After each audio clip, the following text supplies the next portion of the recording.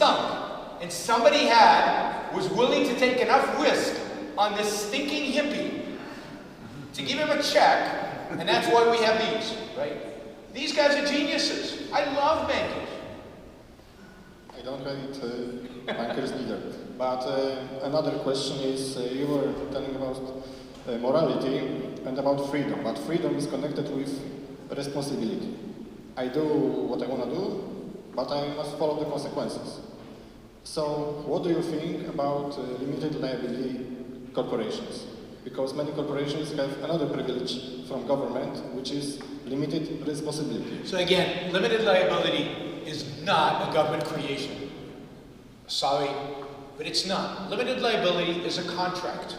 It's a type of contract that basically says that the bondholders cannot, the creditors in other words, cannot go after the shareholders if the company goes bankrupt.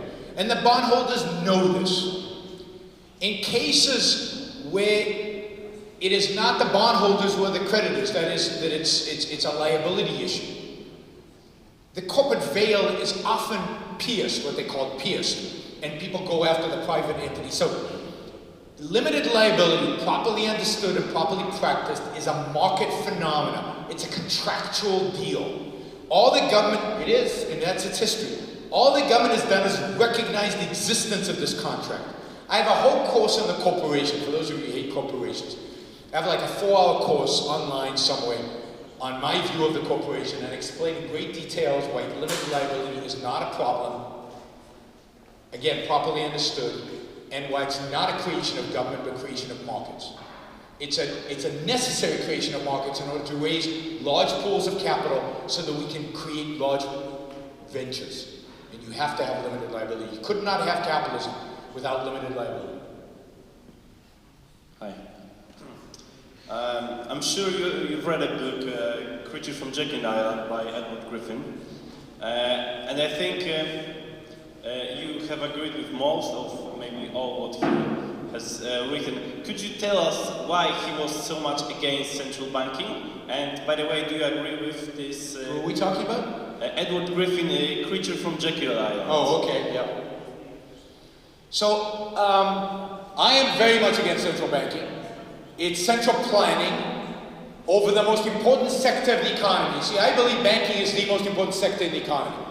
I think the financial industry is like our circulatory system. It pumps blood, right? Our hearts and our veins and arteries pump blood to where it's most needed. And it keeps us going. It provides the oxygen and the nutrients to every part of our body. That's what a good, healthy financial system does. It takes money away from the calculator business and puts it into the computer business. It takes it away from the computer business and puts it into the, this business, whatever, right? It continuously funnels capital to where it will produce the greatest return. In other words, create the most value for all of us. So it's essential to have a well-functioning, profitable financial system. And I consider banks a part of that, venture capital is part of that, private equity, the whole thing.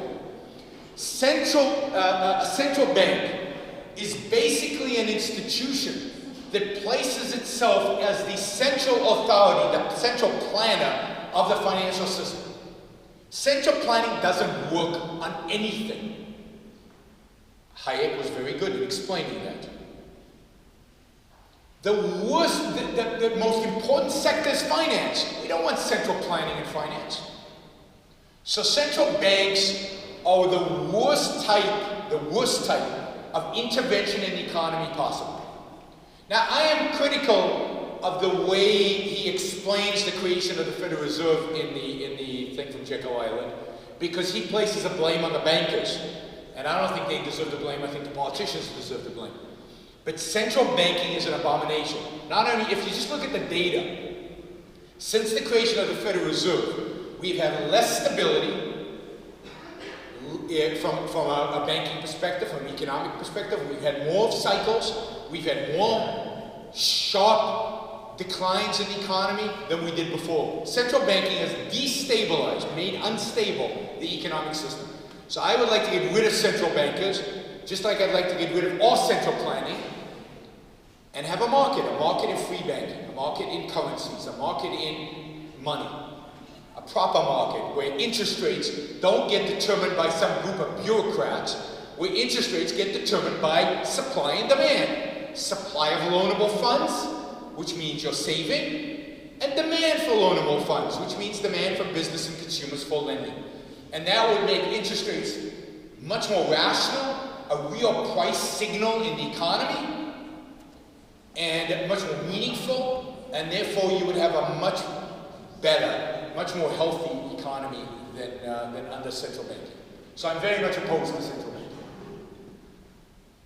So unfortunately, that was the last question today. We are running out of time. So once again, I would like to thank Dr. Brook for this very vigorous lecture and Q&A session.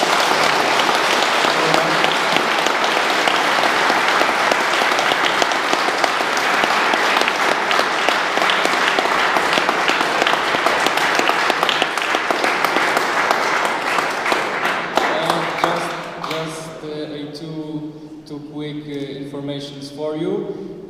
On this little table back near to the entrance, you will find those small booklets, let's say. Those are the essays by Ayn Rand and Dr. Brook as well. So feel free to get a free copy. There is something like a free copy. No free lunch, but a free copy there is.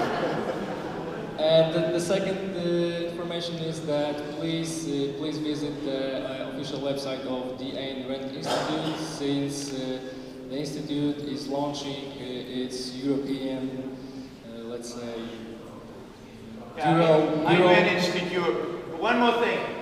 Follow me on Twitter. Like me on Facebook. Thank you. And listen to Yaron show. Listen to my radio show. So check out the information about the establishment of Ayn Rand Institute Europe, which will be launched next week in Copenhagen. So thank you everyone for coming.